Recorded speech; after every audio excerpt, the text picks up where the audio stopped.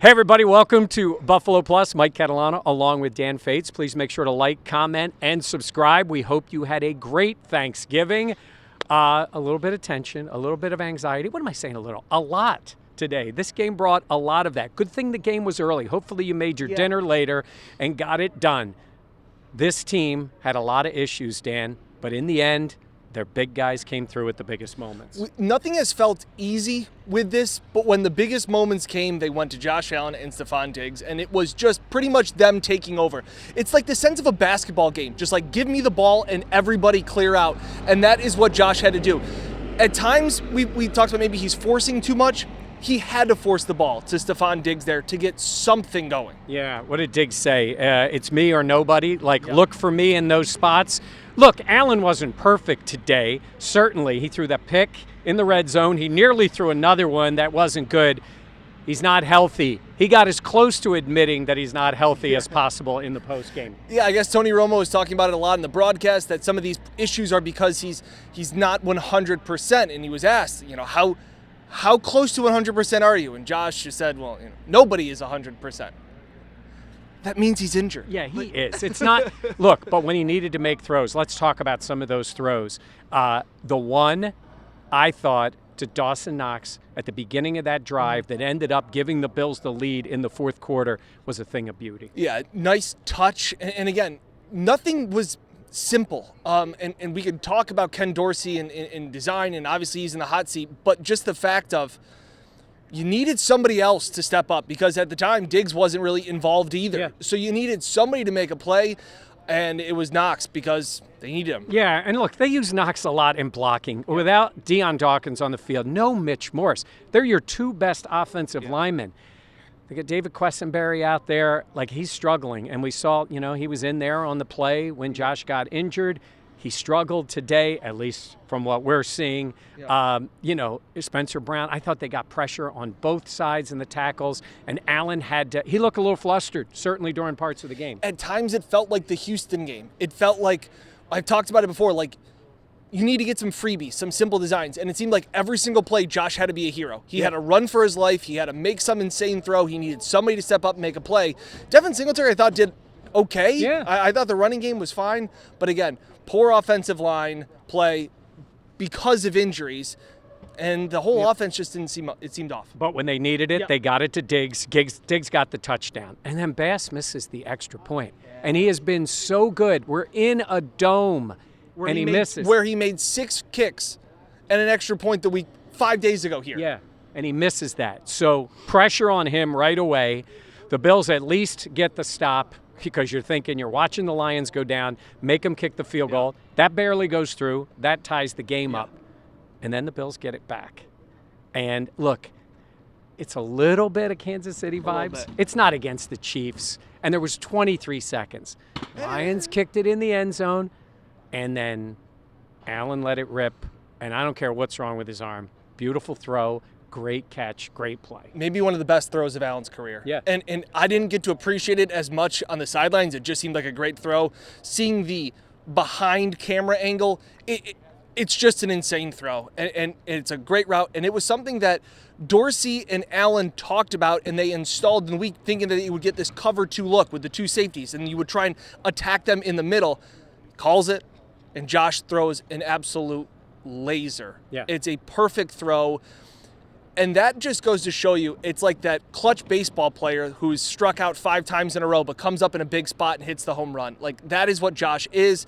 That is what him and Stefon Diggs' connection is. Yeah, he put up great numbers today. So if you had him in fantasy football. It's weird, too, because it didn't feel like it. No, it didn't, because there felt like struggles the whole time. And look, this Lions team is a dangerous team to play. I'm not telling you they're great. I'm telling you they've got a positive vibe. Yep. They've won 3 in a row. This place was lit up. I'm sorry, Bills fans. Everybody thinks every stadium is half Bills fans. This was not. You're on the field.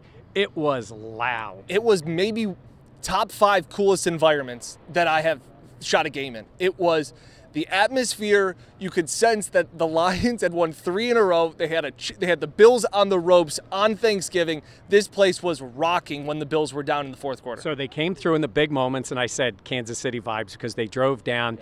And I think, in a way, with all the problems today, to win that way That's all that matters. and to take care of it, almost even better. Not that anybody was happy that they tied it up and you had to come down, but to do it that way, I think was special. A lot of these wins have felt like this year. Recently, maybe in the last 6 weeks, it's just been ugly wins. But we sit here and go, hey, they're wins. But Mike, Sean McDermott after the game, I thought all wins are the same, and it's just like, whatever. Hey, a win's a win. Yeah, well, you know what? We'll put it right in here for you. Listen to Sean McDermott after the game. All right, hey, that's a heck of a job. Listen to me. That's 2 wins in 5 days. Snow, rain, 2 plane trips, man. Guys going down, guys stepping up. That's a hell of a job!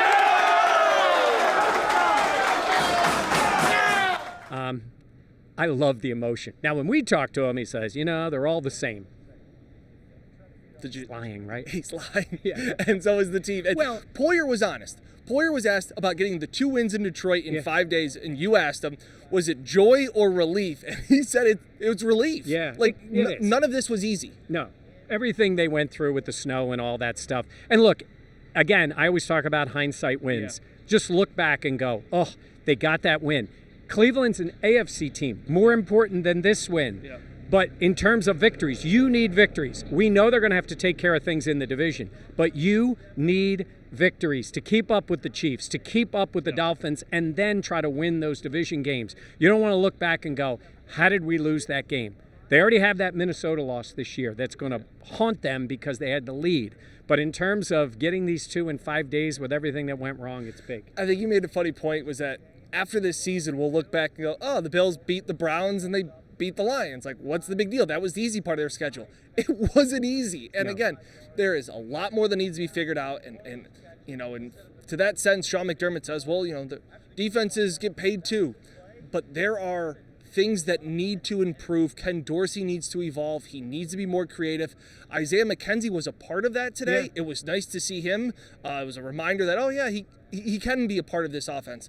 But they need more guys like Isaiah and more creativity. A guy who stepped up today was Ed Oliver. Big plays. Strip He and a loves playing on fumble. Thanksgiving. He does. And then he had, of course, the safety.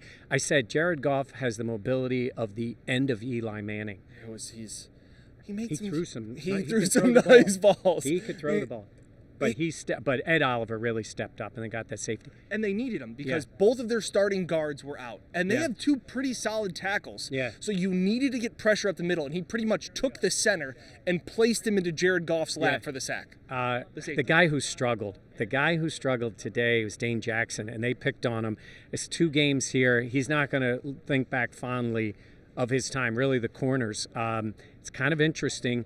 Trey White was on a pitch count. It's weird. I've never really seen that before in a real NFL game. Like, not at the end of the year when you're just getting ready for the playoffs.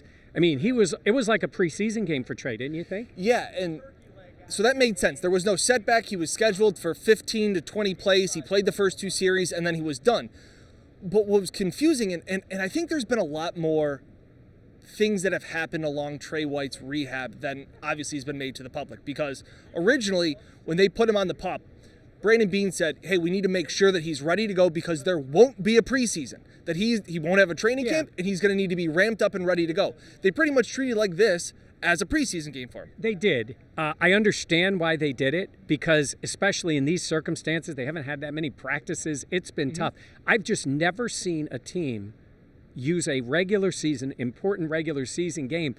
Roster spots are so valuable. 53. And look, Benford struggled, but certainly Dane Jackson struggled. And if he wasn't on a pitch count, He didn't struggle in the secondary. Trey White would have been out there. I mean, he would have been. But they're trying to get him ready.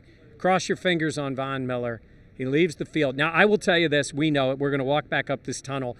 Part of the reason why he's on that cart is because it's a haul to go up the tunnel. It'd be silly to not have him leave because he sort of limped off it. But they knew if it is a sprain and that's all it is, they're going to be thrilled with that because it could have been worse. Again, the sense that I got, it was a little bit of that deja vu vibes of last year. And it was just because Von very dejected.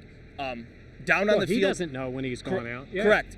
He's down the field and was down for a long time on one knee. And you just kind of have the sense of like, he's going to get up and walk off. He's going to get off and sprint off. And he didn't. And then he kind of sat down to the bench, put his hat on, and then kind of put his hand in his laps, like his head in his hand. So if it is just a sprain, which is what Ian Rappaport and a lot of other people are saying, and that there's optimism around the team that it is just a sprain, that is a huge, huge bonus. Yeah, absolutely. Now, look, they're hoping next week to get Tremaine Edmonds back. I mean, you look at the guys who were missing today.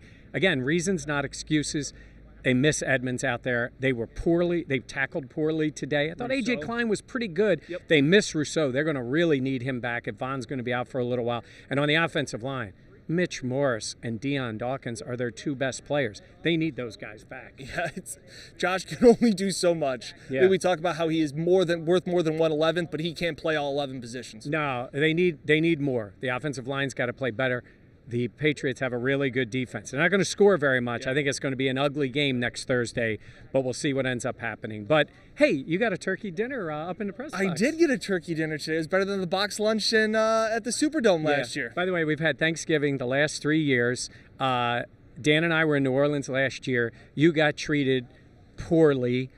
Box lunch was miserable. By the way, the dinner last year in New Orleans wasn't even – it's New Orleans. All these great restaurants and everything. It was kind of lame. The year before, 2 years before, when Jenna and I went to Dallas, I don't like anything about the Cowboys, but man, the spread they put out is elite on Thanksgiving. Today was nice. The people here, I love this place. The people in Detroit, everybody working here could not have been nicer. This place is the best. If you're in Buffalo or around the country, obviously we have around the world watching on Buffalo Plus. Go to a game at Ford Field. Yeah. It's awesome. I like it. My people in Detroit were great. Nothing against them. I've had enough Detroit. I've been here twice in 5 days. I want to go back. I'm going to go to Foxborough.